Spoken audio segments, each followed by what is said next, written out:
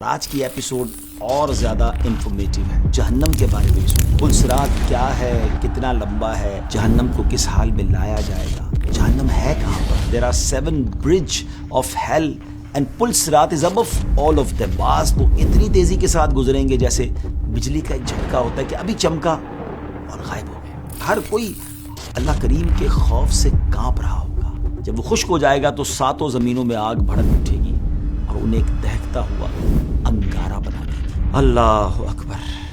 مجھے خود بیان کرتے ہوئے کافی ڈیفیکلٹی ہو رہی ہے. تو جہنم ہوگی کیسی؟ اللہ ہمیں لمحہ بھر کے لیے جہنم میں داخل نہ فرمائے. بسم اللہ الرحمن الرحیم. السلام علیکم ورحمۃ اللہ وبرکاتہ. ویورز کیسے ہیں آپ سب؟ ٹھیک ہیں. ویب سیریز ہے قیامت کے بعد. ایک بار پھر ہم موجود ہیں اور آج کی ایپیسوڈ اور زیادہ انفارمیٹیو ہے. آج ہم بات کریں گے کہ پل صراط یہ ایک ایسا برج ہے جس سے لوگوں کو گزارا جائے گا. امیزنگ برج ہے.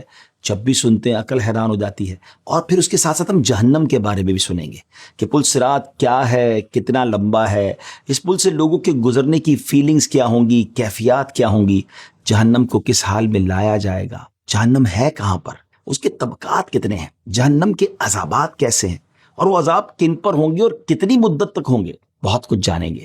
سب سے پہلے ہم پل صراط کے بارے میں کچھ بات کرتے ہیں. ویورز, پل صراط ایک پل ہے. بڑے برج آپ نے دیکھے ہوں گے, بڑے بڑے پل ہیں اور دنیا میں انجینئرنگ کا اسے شاہکار کہا جاتا ہے. مگر یہ ایک ایسا پل ہے جو اللہ کی قدرت کا نظارہ ہوگا جس کو جہنم کی پشت پر نصب کیا جائے گا. یہاں یہ بھی بتاتا چلوں کہ جہنم کے 7 پل ہیں. There are 7 bridge of hell and پل صراط is above all of them. یعنی ان سب کے اوپر جو ہے وہ پل صراط ہوگا. یہ پل بال سے زیادہ باریک ہے. یہ کوئی بہت لمبا چوڑا پل نہیں ہے.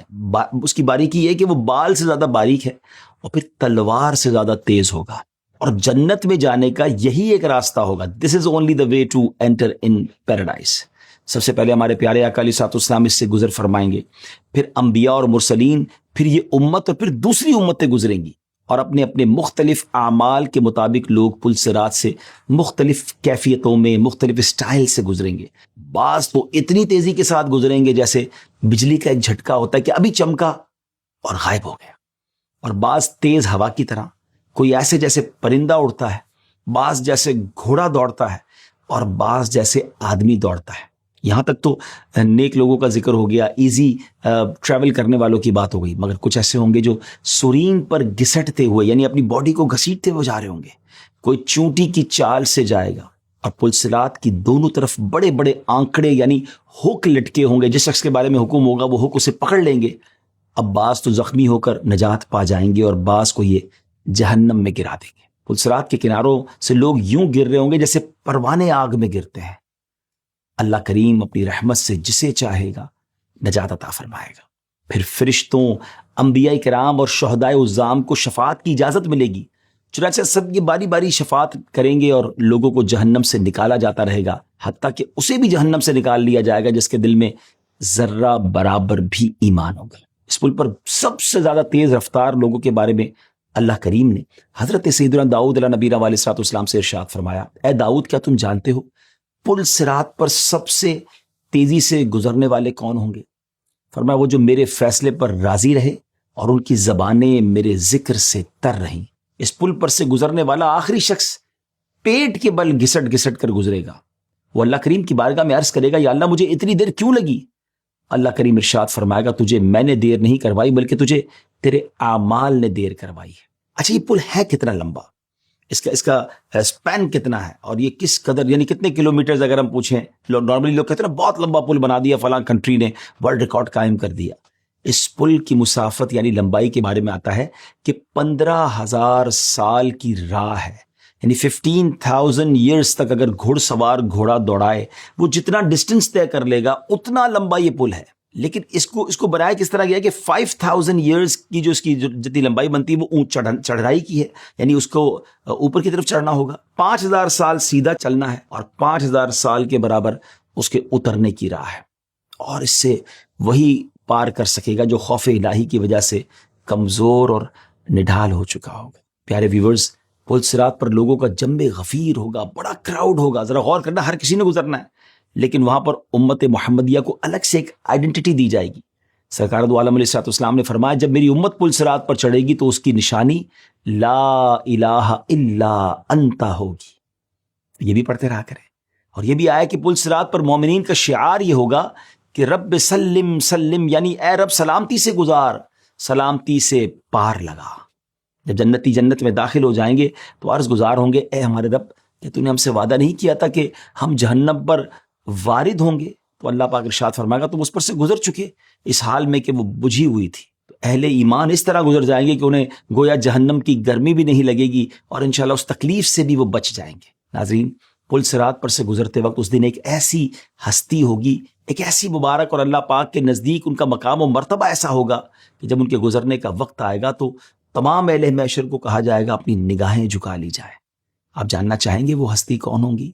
نبی پاک علیہ السلام نے فرمایا جب قیامت کا دن ہوگا تو ایک ندا دینے والا، ایک آواز لگانے والا، اناؤنسمنٹ کرنے والا اناؤنس کرے گا اے اہل محشر اپنی نگاہیں جھکا لو یہاں تک کہ حضرت فاطمہ بنت محمد پل صراط سے گزر جائے. جی ہاں، یہ خاتون جنت بی بی فاطمہ تو زہرا رضی اللہ تعالیٰ عنہا کی شان ہے کہ ہمارے پیارے آقا کی پیاری لاڈلی جو بیٹی ہے نا، جنتی عورتوں کی سردار ہیں. اللہ پاک ہمیں ان کا صدقہ عطا فرمائے. اگین ویری بیوٹیفل میسج کہ خاتون جنت تو ان کے پردے کا اہتمام یہ ہوگا کہ محشر کے دن بھی نگاہیں جھکائی جائیں گی. اب یہاں ہماری ماؤں بہنوں کو سوچنا چاہیے جو دنیا میں بے پردہ گھومتی ہیں، اللہ کرے اس سے سبق حاصل کریں. ویورز، ہم آپ کو کچھ ایسے اعمال بتاتے ہیں جو کرنے والوں کو اللہ پاک پل صراط پر اپنی رحمت سے ثابت قدمی عطا فرمائے گا. جو کسی ایسے کمزور شخص کی حاجت حاکم تک یا حکمران تک پہنچائے جو خود اپنی حاجت حکمران تک نہیں پہنچا سکتا، طاقت نہیں رکھتا، تو بروز قیامت اللہ کریم اسے پل صراط پر ثابت قدمی عطا فرمائے گا. یعنی اس کا مطلب یہ ہوا کمزوروں کا ساتھ دینا ہے، ان کے لیے جائز سفارش کرنی چاہیے، ان کے لیے کوشش کرنی چاہیے کہ ان کا مسئلہ حل ہو جائے. لیکن آج ایسا حال ہے نہیں. پل صراط پر ثابت قدمی چاہیے تو ایسے کمزور لوگوں کی ہیلپ کیا کرے. اس کے برعکس اگر کوئی ناجائز سفارش کرتا ہے، سفارش کے ذریعے کسی نااہل کو جاب دلوا دیتا ہے جس میں کسی حقدار کا حق چھینا جا رہا ہو، تو اس کا وبال اور عذاب بھی پھر اس سفارش کرنے والے کو ملے گا. اللہ کریم ہمیں ناجائز سفارش کرنے کی، کسی کا حق مارنے والے کاموں سے ہمیں نجات عطا فرمائے. نبی پاک علیہ السلام نے ارشاد فرمایا لوگوں کو میری سنتیں سکھاؤ اگرچہ انہیں ناگوار گزرے، اور اگر تمہیں پسند ہو کہ پلک جھپکنے جتنا بھی پل صراط پر نہ ٹھہرنا پڑے یہاں تک کہ جنت میں داخل ہو جاؤ، تو دین الہی میں اپنی رائے سے کچھ نہ کہو. تو سنتیں سکھانے والے بھی خوش نصیب ہیں. اور پھر اپنی طرف سے دین میں ایڈیشن نہیں کرنی چاہیے. ڈیئر ویورز، بروز قیامت اس دنیا دار کو لایا جائے گا جس نے دنیا میں اللہ پاک کا حق ادا کیا ہوگا. اس کا مال اس کے سامنے ہوگا، اور پل صراط سے گزرتے وقت جب وہ ڈگمگائے گا تو اس کا مال اس سے کہے گا چلتا جا کہ تو نے میرے متعلق اللہ کریم کا حق ادا کر دیا تھا. پھر اس دنیا دار کو لایا جائے گا جس نے دنیا میں حقوق اللہ ادا نہیں کیے ہوں گے، اس کا مال اس کے کاندھوں کے درمیان ہوگا. پل صراط پر چلتے ہوئے جب بھی وہ ڈگمگائے گا تو اس کا مال اس سے کہے گا تیری خرابی، تو نے میرے متعلق رب کریم کا حق ادا کیوں نہیں کیا تھا. وہ اسی حال پر رہے گا یہاں تک کہ ہلاکت و موت کو پکارنے نہ لگے. اب غور کیجئے، مال بھی ہوگا اور مال پل صراط پر مددگار بھی بن جائے گا، مگر وہ کب؟ جب اس مال کا حق ادا کیا ہوگا. اللہ نے اگر مال دیا ہے اس کا حق ادا کرے. پہلے تو حلال کمائیں، حلال خرچ کریں، اور ساتھ ساتھ اس کی زکوٰۃ، اگر آپ زمیندار ہیں اور آپ کے پاس زمین ہے، فصلیں ہیں، تو عشر ادا کریں. جو واجب چیزیں وہ پوری کریں، اللہ کی راہ میں خرچ کریں، پھر یہ مال انشاءاللہ برکت والا ہو جائے گا. لیکن اگر مال بھی ہو، اللہ کا حق بھی ادا نہ کیا ہو، تو یہی مال پل صراط پر ہلاکت کا باعث بن سکتا ہے.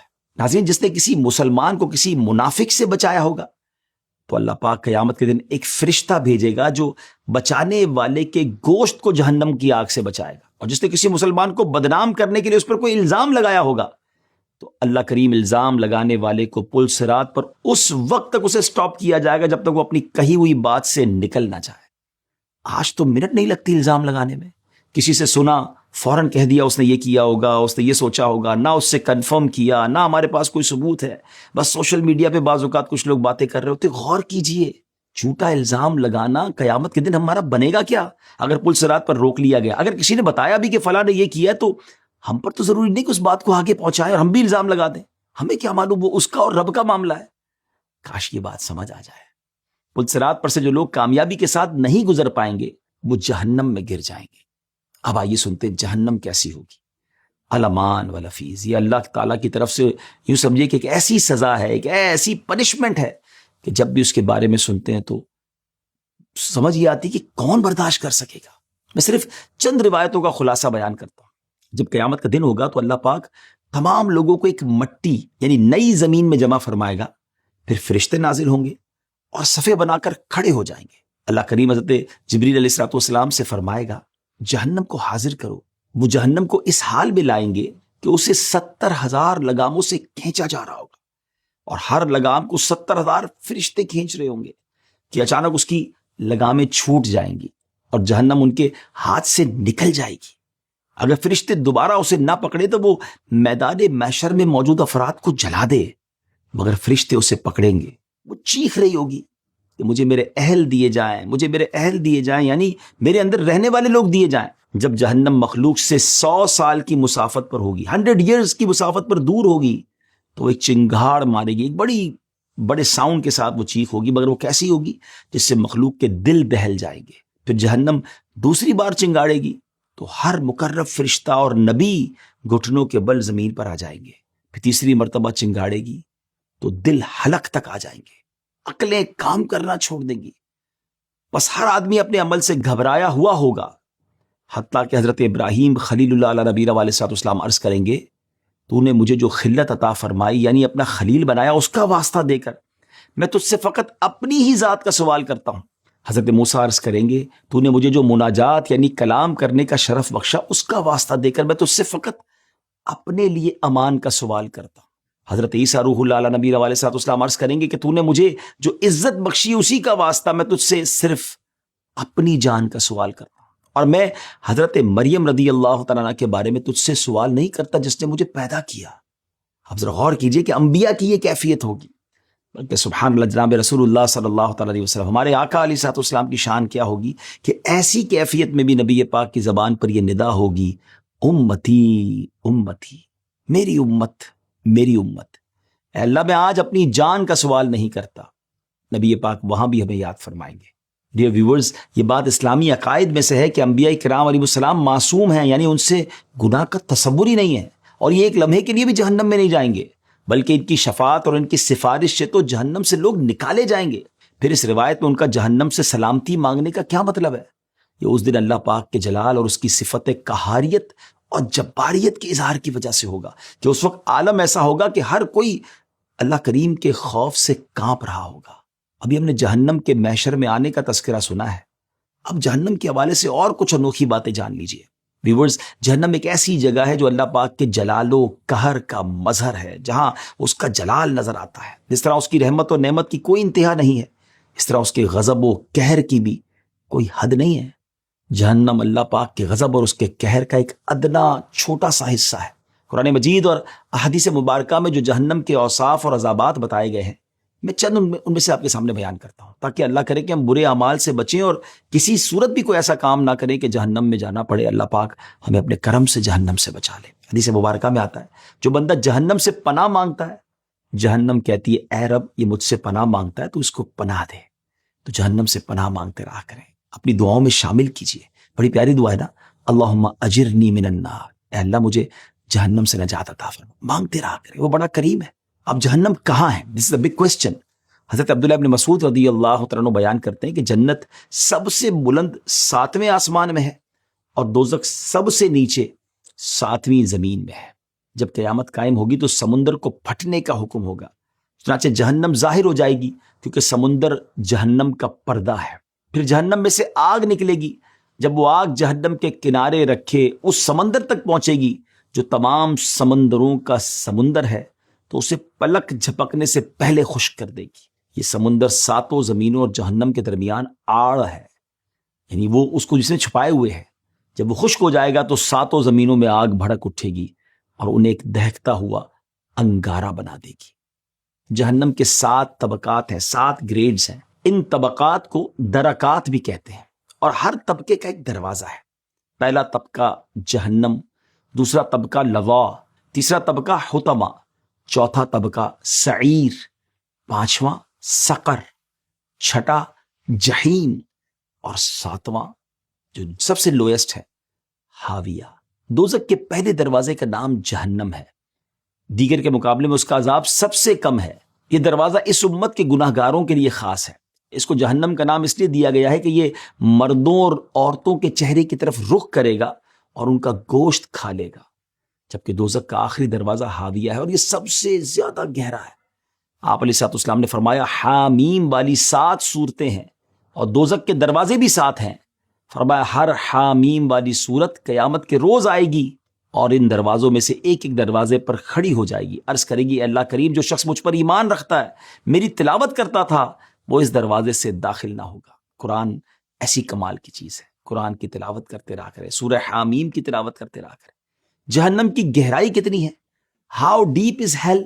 حضرت ابو ہریرہ رضی اللہ عنہ فرماتے ہیں کہ ہم بارگاہ رسالت میں حاضر تھے کہ اس دوران ہم نے کسی بھاری چیز کے گرنے کی آواز سنی۔ نبی پاک علیہ الصلوۃ والسلام نے ارشاد فرمایا کیا تم جانتے ہو یہ کیا تھا؟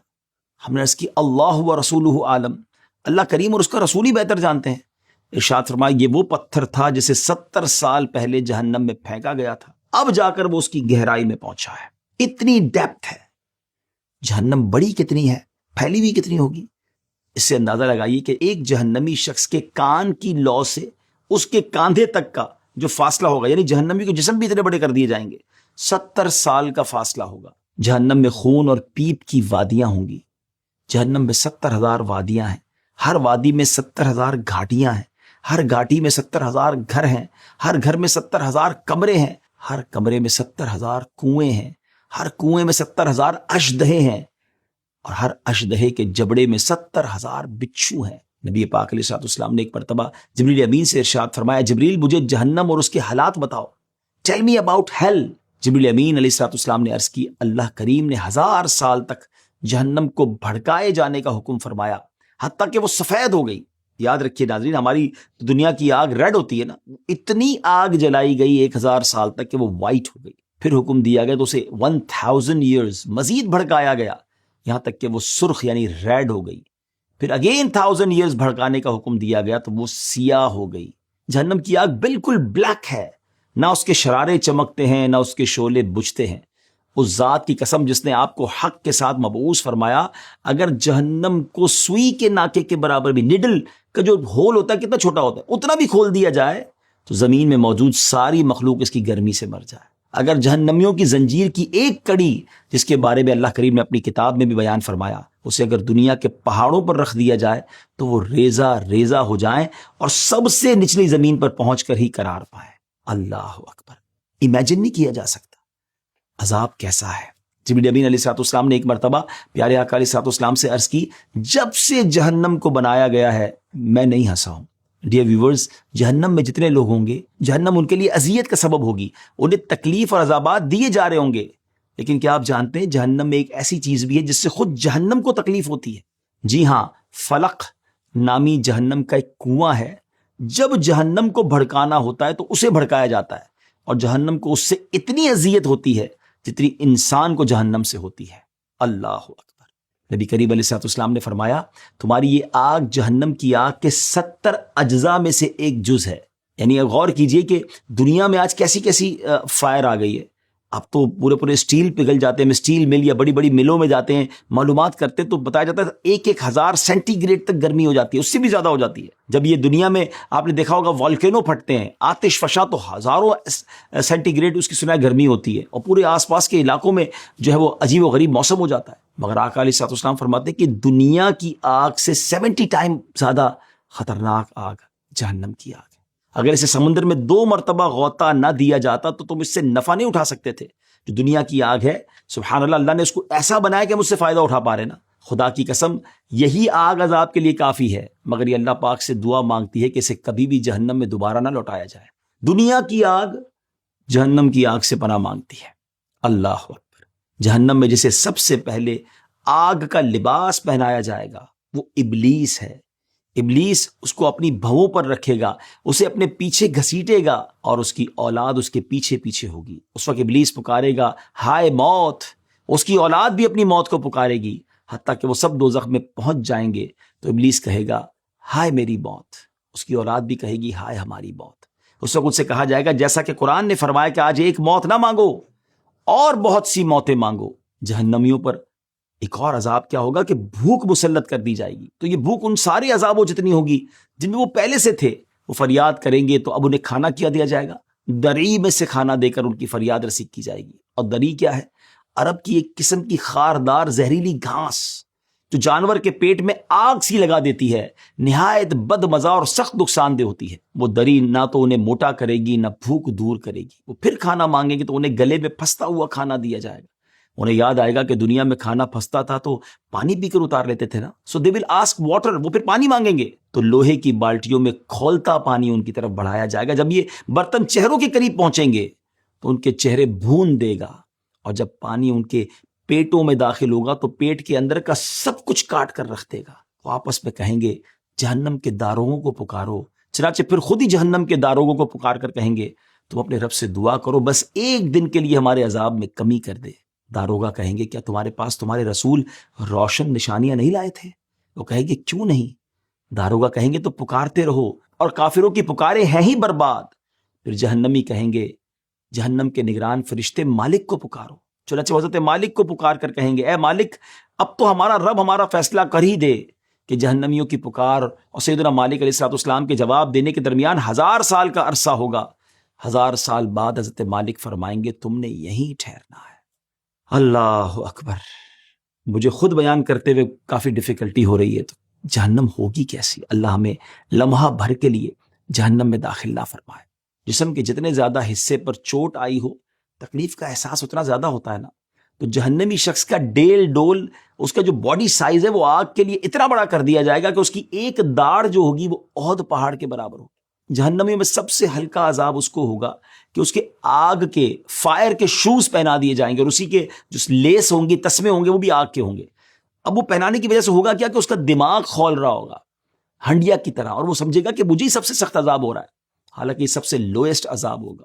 سب سے سخت ترین عذاب جسے حاصل ہوگا اس کے بارے میں ارشاد فرمایا بروز قیامت لوگوں میں سخت ترین عذاب اسے ہوگا جس نے انبیاء کرام علیہ السلام کو گالی دی ہوگی، پھر جس نے میرے صحابہ کو گالی دی ہوگی، پھر جس نے مسلمانوں کو گالی دی ہوگی، جس نے دنیا میں غیبت کر کے اپنے بھائی کا گوشت کھایا ہوگا. اب غور کیجیے کہ جو اس طرح کے گناہ کرتے ہیں ہمیں اس سے بچنا چاہیے.